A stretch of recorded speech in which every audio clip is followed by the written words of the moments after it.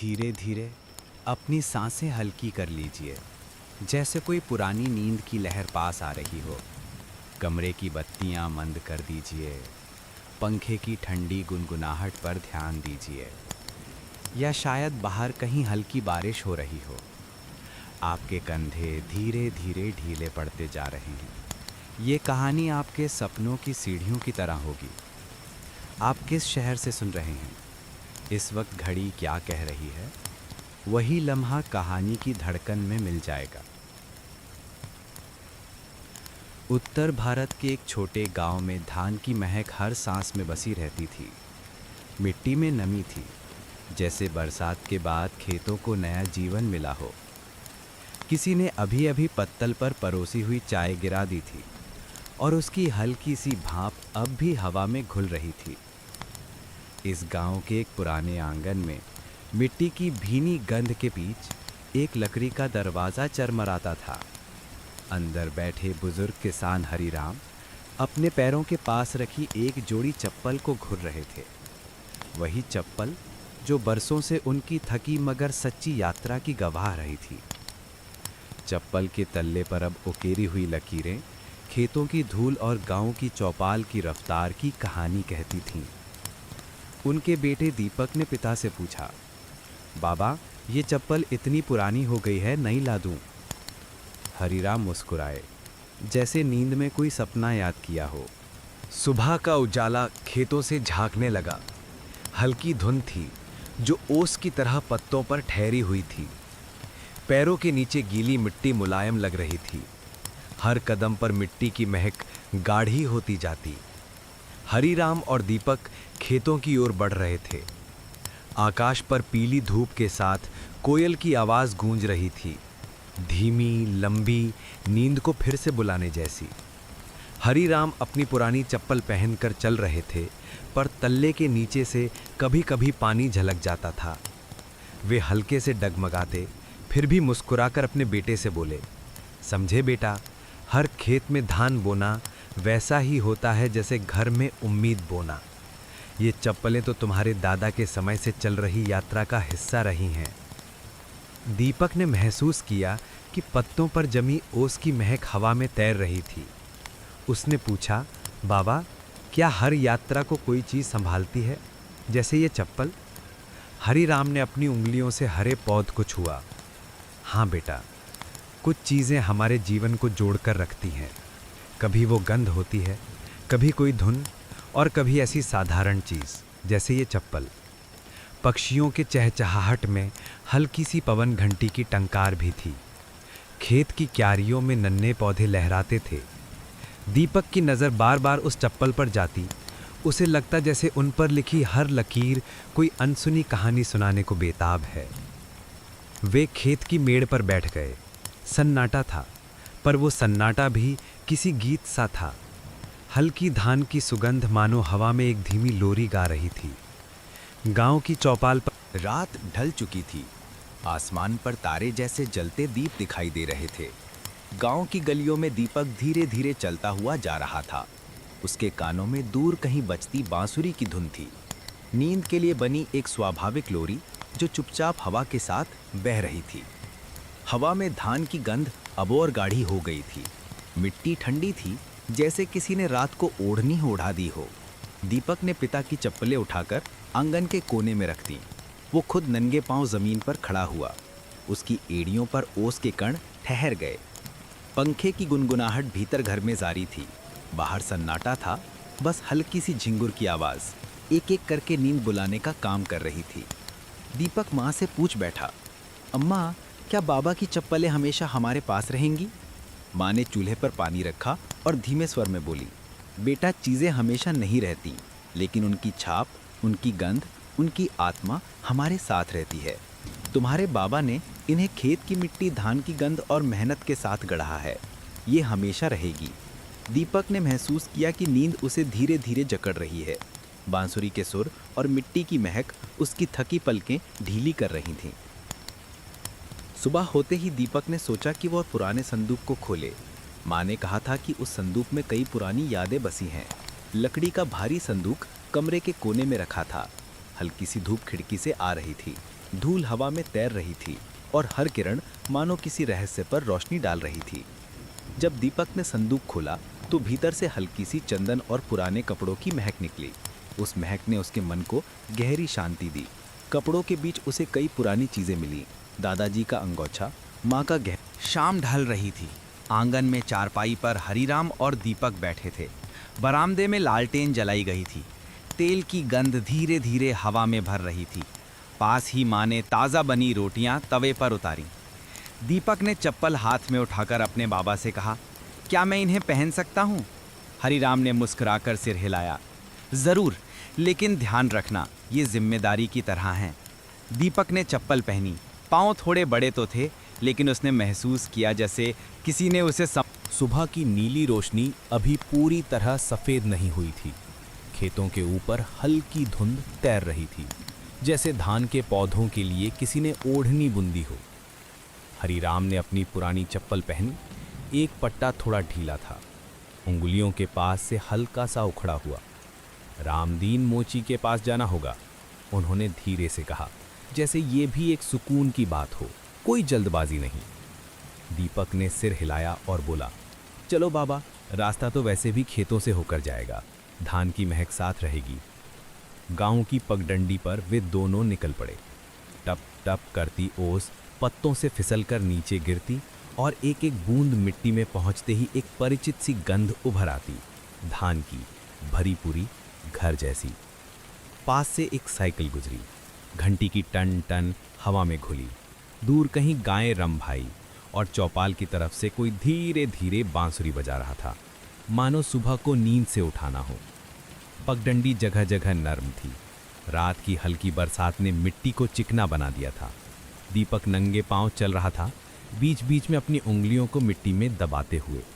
ठंडी है, उसने मुस्कुरा कर कहा। हरीराम की चप्पलें उस चिकनी मिट्टी पर चलती तो एक मध्यम सी चप चप ध्वनि उठती, जैसे कोई बहुत पुरानी ताल याद दिला रही हो। अचानक एक जगह पर पट्टा और ढीला पड़ गया। हरीराम रुक गए। दीपक ने तुरंत उनका हाथ थाम लिया। धीरे बाबा, उसने फुसफुसाकर कहा। हवा में कच्चे आम के पत्तों की खुशबू भी थी, लेकिन धान की महक सब ध्वनियों, सब रंगों के ऊपर एक मुलायम परत की तरह पसरी हुई थी। वे नहर के किनारे किनारे चलने लगे। नहर का पानी बहुत धीमे बह रहा था। पानी की अपनी आवाज़, टप टप, लहरों की छोटी लय, मानो शब्दों से भी धीमी लेकिन दिल तक उधरती। नहर के पार कुछ बच्चे स्कूल के लिए तैयार हो रहे थे। उनकी हंसी, उनके बैग के जिप की आवाज़, छोटी छोटी धुनें, और उन धुनों के बीच लकड़ी की पुलिया पर से गुजरते हुए हरीराम की चप्पल का एक कोना पुलिया की खुरदुरी सतह से घिस गया। दीपक ठहर गया। उसने धीरे से चप्पल उतारी, अपने अंगूठे से पट्टा दबा कर देखा। उखड़ा हुआ हिस्सा नरम सा था, बरसों की बारिश और धूप की थकान सिमटी हुई। रामदीन के धागे अब भी मजबूत होंगे? दीपक ने पूछा। हरीराम ने आंखें मींच कर मुस्कुराया।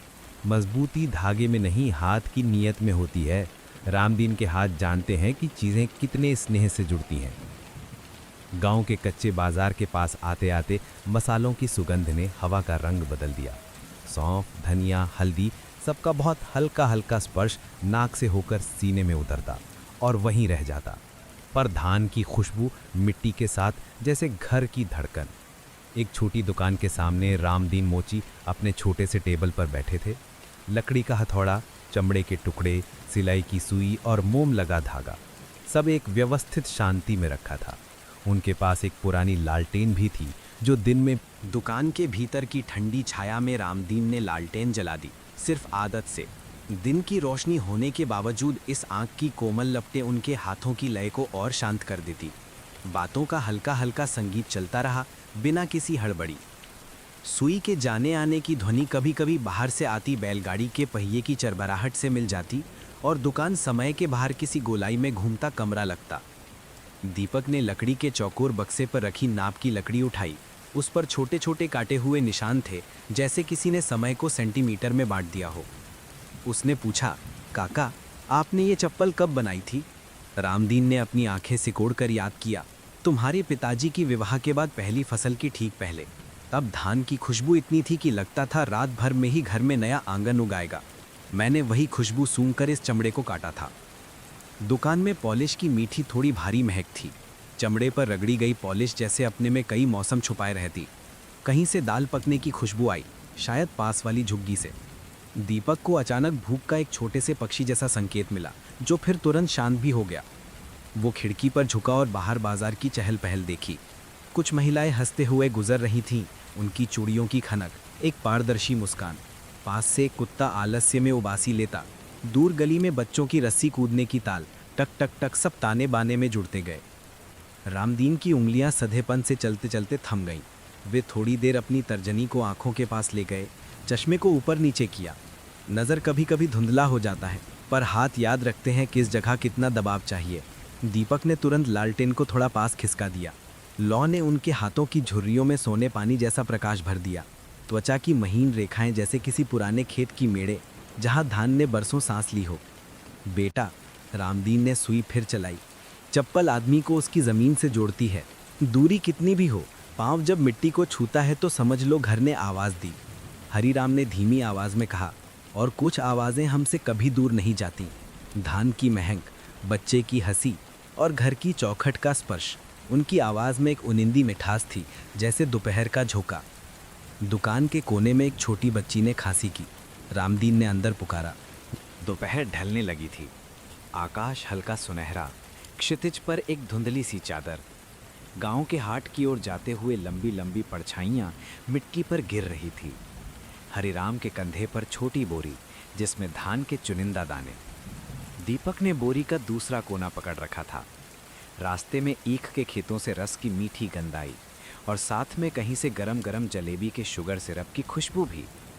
हवा का हल्का झोंका जब सिर पर से गुजरता तो पसीने में घुली मिट्टी की महीन महक भी साथ चल पड़ती।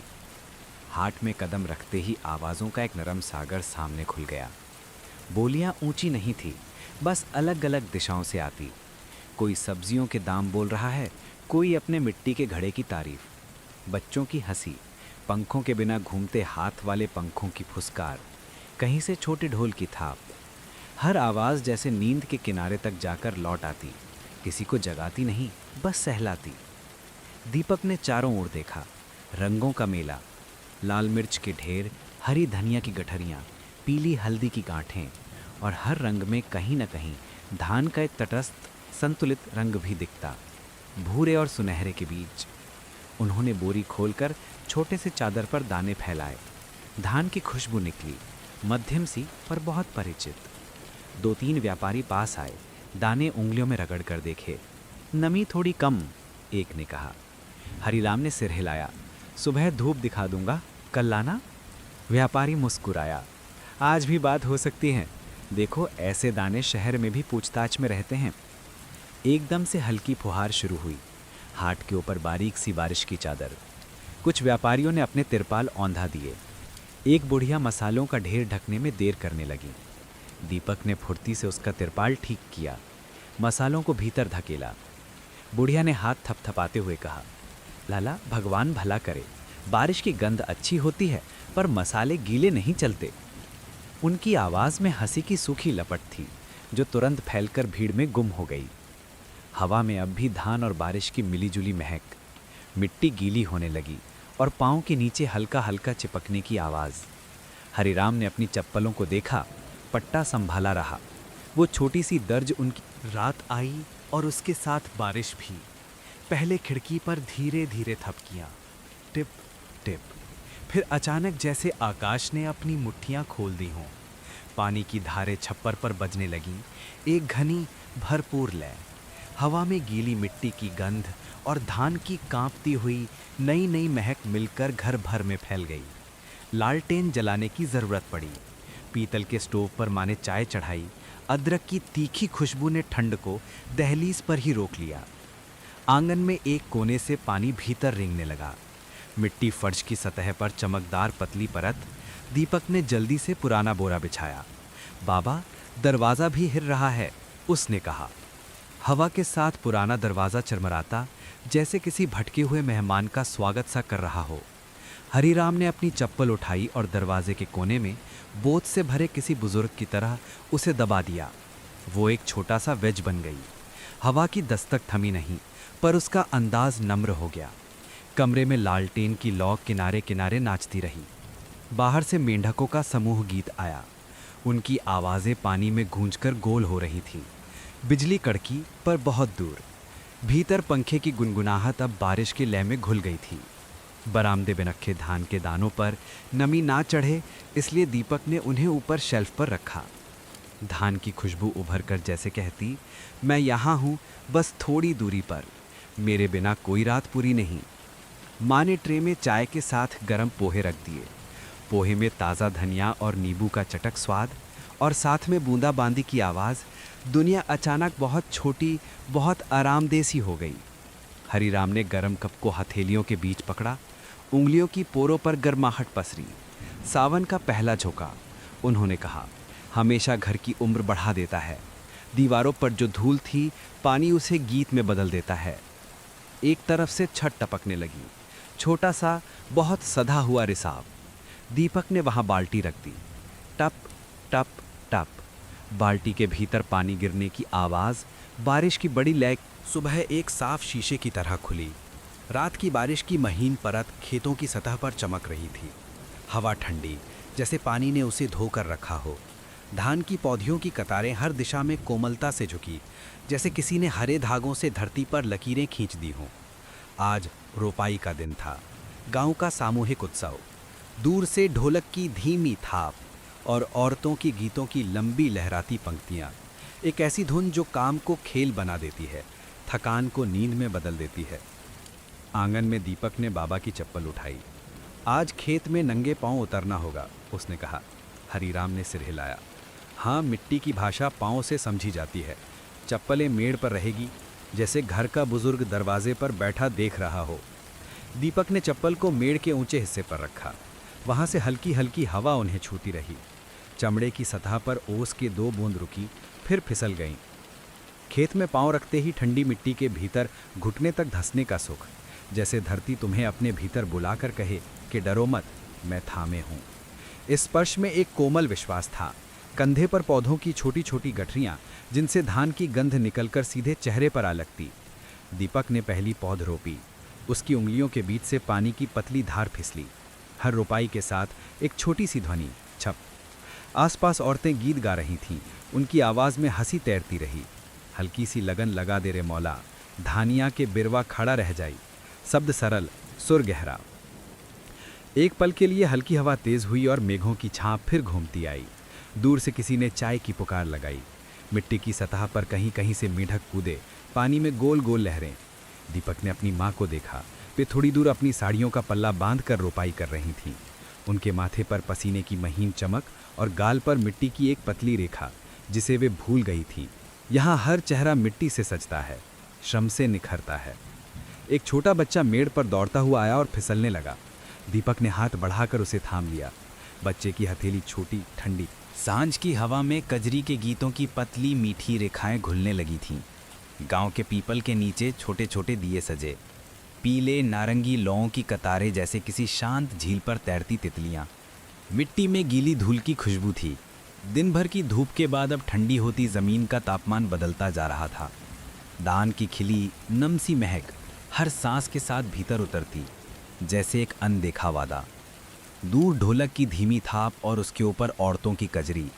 सावन में लागी लागन लंबी लहर बनकर कानों तक आती, फिर और भी दूर फैल जाती।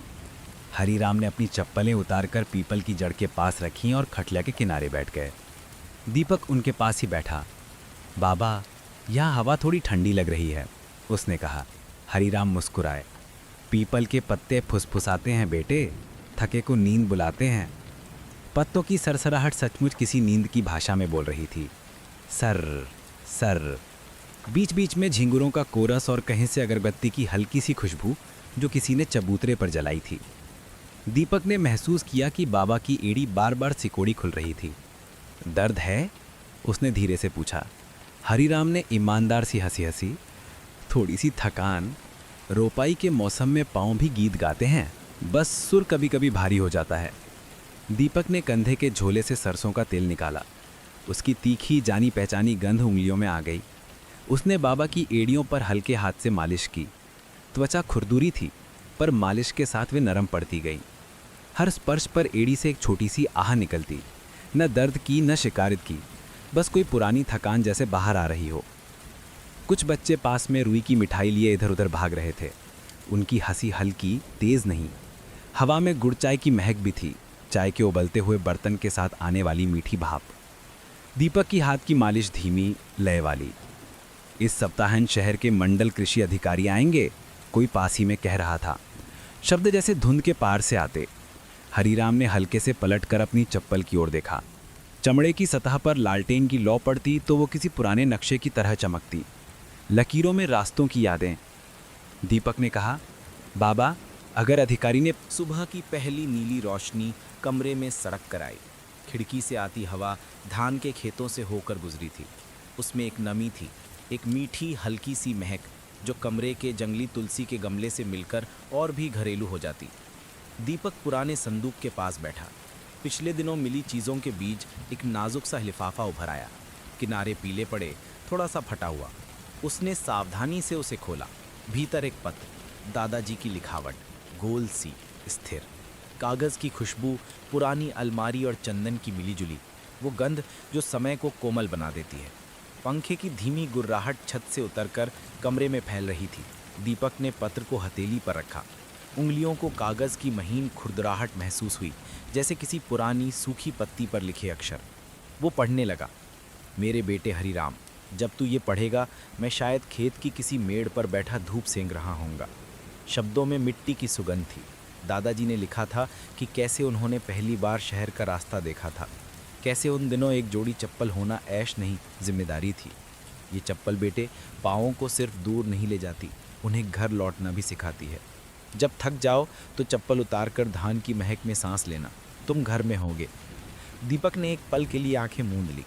पंखे की हवा उसके माथे पर गिरती और श्वेत की हल्की ठंडक के साथ मिलती। बाहर से एक गाय रम्हाई और किसी ने हाथ की हथेली से लोहे की बाल्टी पर थपकी दी। टुन, पतली सी ध्वनि। पत्र का एक कोना फटा हुआ था, कुछ शब्द अधूरे। उसने दूसरे कागज़ से छोटी सी पट्टी काटकर पीछे गूंद लगाकर चिपका दी, जैसे टूटी हुई सड़क पर छोटा सा पुल। मरम्मत में भी एक संतोष था। पत्र में दादाजी ने धान के बारे में लिखा था। फसल की खुशबू कैसे मौसम की भविष्यवाणी करती है। कभी धान में रात की चांदनी सी ठंडक महके तो समझ लेना हवा दूधिया होगी और बारिश नर्म। और जब धूप में दाने से गर्म भापसी उठे तो शाम को हाट में जाना, दाम अच्छे मिलेंगे। दीपक मुस्कुराया। मिट्टी पर लिखी इन विधियों का विज्ञान अक्सर किताबों से पहले घरों में जन्म लेता है। उसने पत्र को फिर से मोड़कर कपड़े के छोटे थैले में रख दिया। पास ही बाबा की खांसी की बहुत हल्की आवाज़ आई। वे बरामदे में बैठे धूप सेंक रहे थे। दीपक चाय की केतली लेकर गया। अदरक और तुलसी की गंध ने सुबह को साफ किया। बाबा, उसने पत्र बढ़ाते हुए कहा, ये दादाजी का है, आप जान ही रहे होंगे। हरिराम ने आंखों के चश्मे को थोड़ा ऊपर किया, पत्र को उंगलियों से सहलाया। त्वचा का स्पर्श। हाँ, उन्होंने धीरे कहा, उन्होंने मुझे ये तब दिया था जब पहली बार मेरी चप्पल गांव से बाहर चली थी। दीपक ने पूछा, क्या सचमुच चप्पल घर लौटना सिखाती है? हरिराम ने मुस्कुराकर चाय की चुस्की ली। जब तुम चलते हो, मिट्टी तुम्हारी चप्पलों पर अपने निशान छोड़ती है। वे निशान ही रास्ता बन जाते हैं। अगर कभी अपनी दिशा भूलो तो धान की महक सूंघो, चप्पल उठाओ, तुम्हें घर की ओर खींच ले जाएगी। उनकी आवाज़ में एक धीमा संगीत था, जिसमें आत्मविश्वास भी था और किसी पुरानी थकान की मधुरता भी। कुर्सी के सामने फर्श पर धूप की एक आयत बनी थी, जिसमें धूल के कण तैर रहे थे। दीपक ने बाबा की चप्पल को उस रोशनी में रखा। चमड़े पर धूप की गर्मी बैठ गई। उसने हाथ से छुआ, हल्की गर्माहट। आती जाती हवा में धान की गंध फिर गहरी हो गई, जैसे शब्दों से बाहर कोई उत्तर मिल गया हो। तभी गांव की चौपाल से ढोल की एक छोटी सी सूचनात्मक थाप आई। आज कृषि अधिकारी का बुलावा है, किसी ने पुकारा। हरिराम ने पत्र को वापस थैले में रखा। चलो, उन्होंने कहा, कुछ बातें सुन ले, हो सकता है हवा में सचमुच बदलाव हो। दीपक ने आहिस्ता से कंधे ढीले किए, सांस लंबी ली और सोचा, शायद यही वो पुल है जिसे पार करना है। घर की महक को साथ लिए थोड़ी दूर तक, 2 पहाड़ तक गांव की चौपाल पर एक छोटा सा मंच तैयार हो गया था। बांस के खंभे ऊपर। सुबह की बहुत हल्की ठंडक अभी बाकी थी। आसमान धूसर, किनारों पर गुलाबी लकीरें। बस अड्डे की ज़मीन रात की नमी से थोड़ी फिसलन लिए हुए थी। कहीं कहीं छोटे छोटे पानी के गड्ढे आसमान के रंगों को उल्टा दिखा रहे थे। हवा में डीजल की गंध, पर उसके बीच बीच में उबलती चाय की इलायची भरी भाप। दोनों एक दूसरे के ऊपर मुलायम परत की तरह चढ़ते उतरते। लाउडस्पीकर से कोई धीमी सी घोषणा आती, शब्द गूंजकर नरम पड़ जाते। चाय वालों की पुकार, गरम गरम चाय और पास के दुकान में बिस्किट के पैकेटों की हल्की खड़खड़ाहट, सब कुछ एक साथ घुलकर एक धीमे संगीत में बदल गया। हरिराम ने अपने धोती के पल्लू को ज़रा सा कसकर बांधा और दीपक का बैग देखने लगे। नोटबुक, तौलिया, छोटा सा स्टील का डिब्बा और कपड़े का थैला जिसमें बाबा की पुरानी चप्पल रखी थी। इन्हें साथ रखना, उन्होंने धीरे से कहा। पहनना कम, बस साथ। चमड़े की हल्की सुगंध जैसे किसी पुराने वचन की थी, जो जगह जगह साथ चलता है और कुछ कहे बिना भरोसा देता है। दीपक ने थैले को छुआ। मुलायम कपड़ा, भीतर की जानी पहचानी आकृति। उसकी उंगलियों में एक छोटी सी शांति उतर आई। बस की खिड़कियों पर धुंधली सी भाप जमी थी। कंडक्टर ने टिकटों की गड्डी अंगूठे से थपथपाई। शहर, 7 बजे वाली सीट, उसने पूछा। दीपक ने टिकट दिखाया। हाँ, सीट 17। कंडक्टर ने मुस्कुराकर सिर हिलाया। ठीक है, खिड़की वाली है, हवा मिलेगी। पास ही चना जोर गरम की खुशबू, हल्की सी काली मिर्च और नींबू का झोंका। किसी ने सरसों के तेल में तली कचौड़ी खोली। उसकी गंध सुबह की जकड़न को ढीला करती चली गई। हरीराम ने अपने धोती के पल्लू को ज़रा सा कसकर बांधा और दीपक का बैग देखने लगे। नोटबुक, तौलिया, छोटा सा स्टील का डिब्बा और कपड़े का थैला जिसमें बाबा की पुरानी चप्पल रखी थी। इन्हें साथ रखना, उन्होंने धीरे से कहा। पहनना कम, बस साथ। चमड़ी की हल्की सुगंध जैसे किसी पुराने वचन की थी, जो जगह जगह साथ चलता है और कुछ कहे बिना भरोसा देता है। दीपक ने थैले को छुआ। मुलायम कपड़ा, भीतर की जानी पहचानी आकृति। उसकी उंगलियों में एक छोटी सी शांति उतर आई। बस की खिड़कियों पर धुंधली सी भाप जमी थी। कंडक्टर ने टिकटों की गड्डी अंगूठे से थपथपाई। शहर, 7 बजे वाली सीट, उसने पूछा। दीपक ने टिकट दिखाया। हाँ, सीट 17। कंडक्टर ने मुस्कुराकर सिर हिलाया। ठीक है, खिड़की वाली है, हवा मिलेगी। पास ही चना जोर गरम की खुशबू, हल्की सी काली मिर्च और नींबू का झोंका। किसी ने सरसों के तेल में तली कचौड़ी खोली। उसकी गंध सुबह की जकड़न को ढीला करती चली गई। हरिराम ने दीपक के कंधे पर हाथ रखा। रास्ते में जब घबराहट हो तो आंखें बंद करके धान की महक याद कर लेना। पाँव अपने आप दिशा पकड़ लेंगे। उनकी आवाज़ में नींद जैसी नरमी, दिए सी आंखों में भरोसे का उजाला। दीपक ने सिर झुकाया। आप भी आराम कीजिए बाबा। दोनों कुछ पल यूं खड़े रहे, जैसे हवा उनकी बातों को थमा रही हो ताकि वे और गहरे उतर जाएं। पास में ट्रांजिस्टर से कोई पुराना गीत, सुबह सुबह की रागिनी। बस के भीतर सीटों का नीला रक्सीन थोड़ा ठंडा था। दीपक ने हथेली फेरकर ताप महसूस किया। ऊपर पंखे की छोटी जाली बंद। खिड़की का शीशा आधा सरका दिया। बाहर से आती हवा में मिट्टी की बास और कहीं दूर धान के खेत की याद। एक छोटी सी उलझन। उसकी सीट पर एक बुजुर्ग पहले से बैठे थे। बेटा, मेरा भी 17 नंबर है, उन्होंने संकोच से कहा। कंडक्टर पास आया। टिकट देखे गए। चिंता न करें, उसने नर्म स्वर में कहा। आप दोनों की सीटें साथ साथ हैं। 17 + 18। गलती से स्याही धुंधली है। उसने मुस्कुराते हुए बुजुर्ग को अगले बर्थ पर बैठा दिया। हल्की सी हंसी। सभी की सांसें एक साथ ढीली। खिड़की से बाहर बस के धीरे धीरे चलने के साथ सड़क के दोनों ओर खेत खुलते गए। पीलापन नहीं, बल्कि हरे रंग की अलग अलग छटाएं, कांच सी। बस की मौन कंपन, सीट की हल्की खड़खड़ाहट और इक्का दुक्का हॉर्न, सब एक लोरी की तरह। आगे कहीं किसी ने अगरबत्ती जलाई थी, चंदन की पगडंडी हवा में। चाय बेचने वाले लड़के ने गिलासों में चाय डाली। पतले स्टील के गिलास पर उबलती चाय की भाप ढकी हुई। दीपक ने एक घोंट लिया। अदरक की तीखी गर्मी ने गले की रेखाओं को खोल दिया। बस ने अचानक धीमी गति से एक मोड़ लिया। दूर किसी मंदिर की घंटी की एक हल्की टुनक, जैसे हवा ने 5 उंगलियों से कंधे की गांठ को सहलाया। हरिराम बस की खिड़की तक चले आए। उनके पैरों की चप्पल कच्ची ज़मीन पर हल्की सी धसी, फिर उठी। उन्होंने कांच के पार हाथ हिलाया। उनके नाखूनों के नीचे मिट्टी की पतली रेखा, जैसे खेत का हस्ताक्षर। दीपक मुस्कुराया। शहर में प्रवेश करते ही आवाज़ें बदल गई। हॉर्न की छोटी सी पुकार, ऑटो की मीटर का टक टक और कहीं दूर से आती ट्राम जैसी धुन। हालांकि ट्राम नहीं थी, बस किसी पुरानी मशीन की लय थी। हवा में पेट्रोल की गंध थी, पर सड़कों के किनारे लगे बरगद और अमलतास के पेड़ों ने उस गंध के बीच हरियाली की ताज़ा धार जोड़ दी। बस स्टैंड पर उतरते ही पॉलिश किए पत्थर का फर्श पैरों में हल्का ठंडा लगा। लाउडस्पीकर से घोषणाएं साफ, हर शब्द धार धार, जैसे शहर ने ध्वनियों को शिष्टाचार सिखा रखा हो। दीपक ने बैग कंधे पर टांगा और चारों तरफ देखा। लोग तेज पर बेचैन नहीं, मानो हर कोई अपनी धुन में ट्यून हो। कृषि केंद्र किस तरफ? उसने एक ट्रैफिक पुलिस वाले से पूछा। पुलिस ने मुस्कुराकर उंगली से दिशा दिखाई।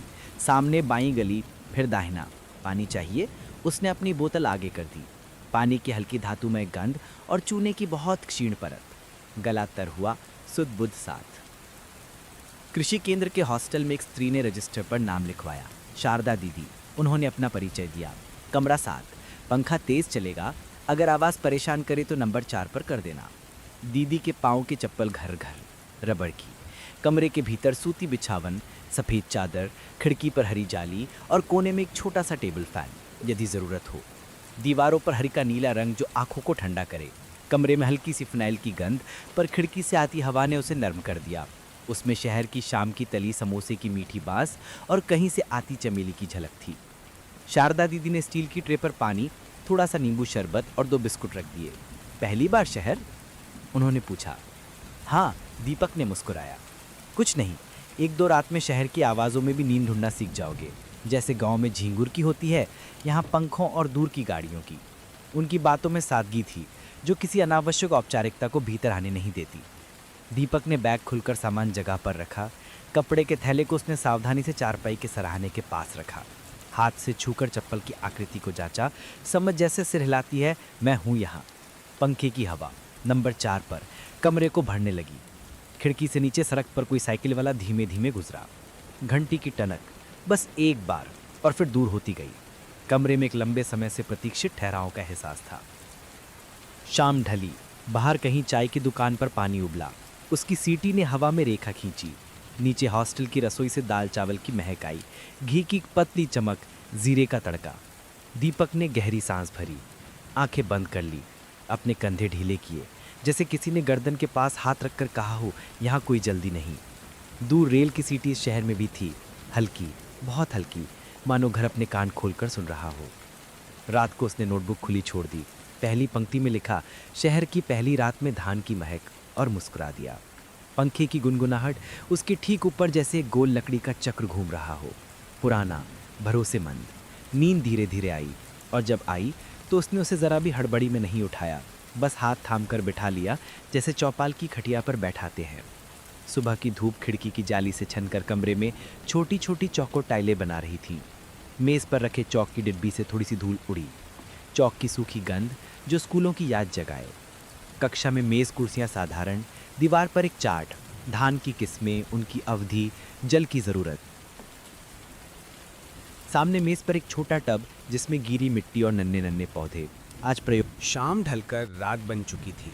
हॉस्टल की छत पर हवा ज़रा ऊंची चल रही थी, गर्म नहीं, थकी हुई नहीं, बस शांति की ओर जाती हुई। दूर शहर की लाइटें धुंधले सितारों की तरह टिमटिमा रही थीं। नीचे सड़कों पर गाड़ियों की आवाज़ें अब पतली रेखाओं में सिमट गई थीं। फुफकार सी आती, फुंकार सी जाती। किसी छत पर कहीं चाय उबल रही थी, अदरक का कटाव, दालचीनी की फुसफुसाहट। हवा उस महक को इस छत तक उठाकर लाई और फिर धीरे से छिटका गई। दीपक ने कपड़े की थैली में हाथ डाला और चप्पल बाहर निकाली। चमड़े की सतह पर शहर की रोशनी की हल्की झलक। दरारें वैसी ही, पर रोशनी ने उनकी लकीरों को नए अर्थ दिए, जैसे नक्शे पर बिना बदले जानकारियां बढ़ गई हों। उसने चप्पल को अपने पास रख दिया, हाथ से सहलाया। चमड़े का मुलायम होना, समय की खुरदरी चोटियां और उनके बीच की शांति। आंखें बंद की और नाक के पास लाकर बहुत हल्के से सूंघा। धान की वह बहुत सूक्ष्म महक जो शायद सिर्फ याद में थी, पर फिर भी वास्तविक, ठोस। छत के किनारे बंधी टनकार देती पुरानी लोहे की जंजीर हवा से हल्के हल्के झूल रही थी। उसकी टुनटुन बहुत धीमी, नींद तक जाने वाली सीढ़ियों जैसी। दूर किसी मस्जिद से अजान का एक धागा रात में उतर कर खो गया। मंदिर की घंटी का एक कंकण सा स्वर भी। एक साथ दो दुनिया घुल गईं। आसमान में बादल कम थे। चांद की रोशनी ने छत की सीमेंट पर एक मुलायम आयत बनाई, जिसमें कुछ सूखे पत्ते ऐसे बैठे थे जैसे बच्चे किसी कहानी का आखिरी पन्ना सुन रहे हों। दीपक ने फ़ोन पर घर का नंबर मिलाया। हरिराम की आवाज़ आई, रात के इस समय में भी गर्म। कैसा है? ठीक बाबा, आज कक्षा में मैंने बात की आपकी चप्पल के बारे में, उसने धीमे कहा। हरिराम हंसे। अच्छा किया, चप्पलें बोलती नहीं पर सुनाई देती हैं। और धान की महक, वो तो शब्दों के पहले की भाषा है। पीछे से माँ की आवाज़, रात का कुछ खा लिया। रसोई की आवाज़ों की छोटी संगत के साथ दीपक ने हंसकर हामी भरी। उसने फ़ोन काटा और एक लंबी सांस ली। कंधे ढीले किए, जबड़े को हल्के से खोला और बंद किया। तनाव पिघलता गया। छत पर कहीं किसी ने अगरबत्ती जलाई, गुड़हल या चंदन, बहुत पतली रेखा सी खुशबू। पाँव के नीचे सीमेंट की ठंडक और हवा का मुलायम हाथ। दीवार के सहारे पीठ टिकाते हुए उसने सोचा, कितना दूर आ गया हूँ, और फिर भी घर की महक अब भी मेरी सांसों में उसी जगह बैठी है। उसने चप्पल को फिर से थैली में रखा, जैसे किसी प्रिय को सुलाना। थैले की डोरी खींचते ही कपड़े की मुलायम सरसराहट, सुरक्षित। नीचे हॉस्टल के भीतर किसी कमरे में पंखे की गुनगुनाहट तेज थी। ऊपर तारों के बीच एक विमान की बहुत धीमी आवाज़। न कोई डर, न कोई जिज्ञासा, बस ये एहसास कि दुनिया बड़ी है, पर हमारे कमरों की खुशबुएं बहुत निजी, बहुत भरोसेमंद। दीपक ने आंखें बंद की। मन में धान के खेतों का हरा रंग, मिट्टी की ठंडी गंध और चप्पल की लकीरों की लय। नींद पास आई। हाथ में हाथ डाले और उसने उसे उसी छत पर अपने साथ बैठा लिया जहां हवा पहले से ही एक नरम लोरी बुन रही थी। अगली सुबह प्रशिक्षण के बाद दीपक रेलवे फुटओवर ब्रिज से नीचे उतरते हुए रुका। पुल के नीचे एक छोटा सा मूची का ठिया, टीन की छत, लकड़ी की पेटी और सामने बिछी बोरी। धूप सीढ़ी होकर भीतर आती, धूल के कणों में छोटी छोटी। तीसरे दिन का अभ्यास खेत नहीं, एक प्रायोगिक प्लॉट था। शहर के बाहर कृषि केंद्र की जमीन। धूप हल्की, बादलों के फाहे बीच बीच में गुजरते। हवा में घास की ताजगी और गीली मिट्टी की शांत महक। पास के नल से पानी की धार टप टप, धीमी पर लगातार। एक किनारे धान की पौध की ट्रे रखी, हरे रंग के पटले, मुलायम ब्रश जैसे पत्ते। प्रशिक्षक ने कहा, आज कोई एक समूह नई विधि दिखाएगा, दूरी, पानी और जुताई। दीपक के समूह में 3 साथी थे, शिव, नंदिनी और आसिफ। उन्होंने पौध रोपी। दूरी मापने के लिए धागे पर गांठें, हर 6 इंच पर। धागे में भीगती सूत की गंध और उंगलियों पर चिपकती मिट्टी, ठंडी चिकनी। एक पल हल्की उलझन, धागा खिसक रहा था। नंदिनी के हाथ में पानी का मग। उसने पूछा, धागा कैसे थामे कि कीचड़ में फिसले नहीं। दीपक ने हंसकर कहा, गांव में हम चप्पल से दरवाज़ा थामते हैं बारिश में। उसने अपनी जीप से एक छोटी छड़ी निकाली और धागे के सिरों को दोनों तरफ मेड़ में दबा दिया, ठीक वैसे जैसे घर में बाबा चप्पल की एड़ी को दरवाजे के नीचे सरका देते थे। सब हंसे। छोटी सी सधी हंसी और काम आसान हो गया। प्रशिक्षक ने सिर हिलाया। ये स्वनिर्मित उपाय था, साधारण पर कारगर। रोपाई शुरू हुई। पौध की जड़ों पर मिट्टी की एक पतली परत, जिसे उंगलियां सहलाकर हटाती। पानी घुटनों तक नहीं, बस टखनों तक, ऐसा राई का नियम। हवा में भाप का मुलायम स्वाद। पास के पेड़ पर एक मैना ने आवाज़ लगाई, स्पष्ट लेकिन चुपती नहीं। दूर से कोई सब्जी वाला भिंडी टमाटर के पुकार लिए गुजरा। गांव और शहर के बीच का मध्य सुर। प्रशिक्षक ने पूछा, पानी कब रोकना? शिव ने किताब से उत्तर दिया। दीपक ने बोला, जब मिट्टी की गंध भारी हो जाए और पाँव के नीचे की पकड़ कमज़ोर हो तो समझो ज़्यादा पानी है। और जब मिट्टी की खुशबू हल्की, भुरभुरी और पौध की सांसें तेज़ लगे तब कम पानी। नाक सुनेगी तो पौध बोलेगी। प्रशिक्षक मुस्कुराया। साइंस और सेंस, यही जोड़ी चाहिए। अवकाश में गुड़ और चना बांटा गया। गुड़ की कच्ची मिठास, चने की मिट्टी वाली खुशबू, फुर्सत के छोटे टुकड़े में बैठे। नंदिनी ने पूछा, कल परीक्षक आएंगे, सबके नोट्स देखेंगे, घबराहट? दीपक ने सिर हिलाया, थोड़ी। आसक ने बोला, जब घबराहट आए पाँव को ज़मीन पर टिकाकर मिट्टी की ठंडक महसूस करना। शहर में नहीं मिलती, पर यहाँ तो है।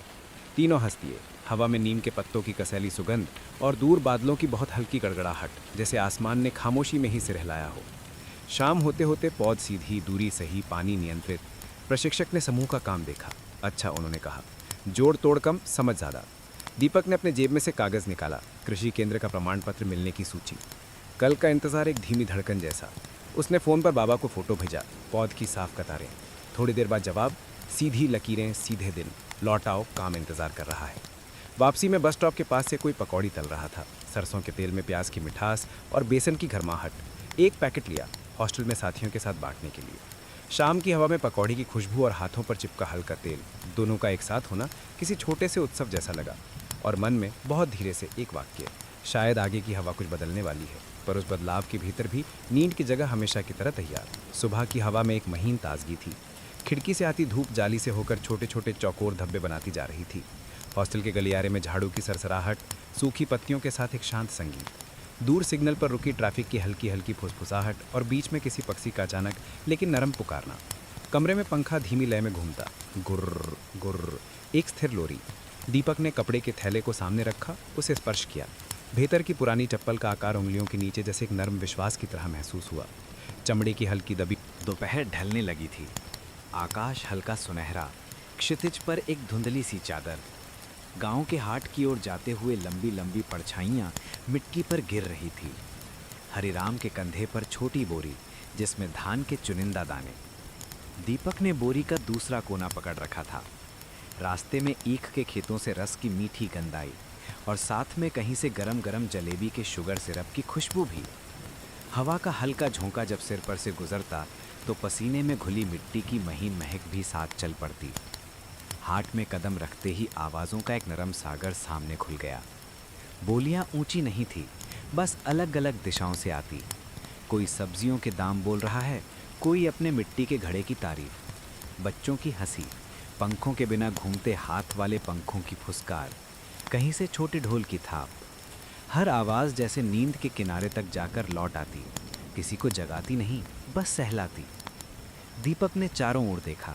रंगों का मेला, लाल मिर्च के ढेर, हरी धनिया की गठरियाँ, पीली हल्दी की गांठें, और हर रंग में कहीं न कहीं धान का एक तटस्थ संतुलित रंग भी दिखता, भूरे और सुनहरे के बीच। उन्होंने बोरी खोलकर छोटे से चादर पर दाने फैलाए। धान की खुशबू निकली, मध्यम सी पर बहुत परिचित। 2-3 व्यापारी पास आए, दाने उंगलियों में रगड़ कर देखे। नमी थोड़ी कम, एक ने कहा। हरिराम ने सिर हिलाया। सुबह धूप दिखा दूंगा, कल लाना। व्यापारी मुस्कुराया।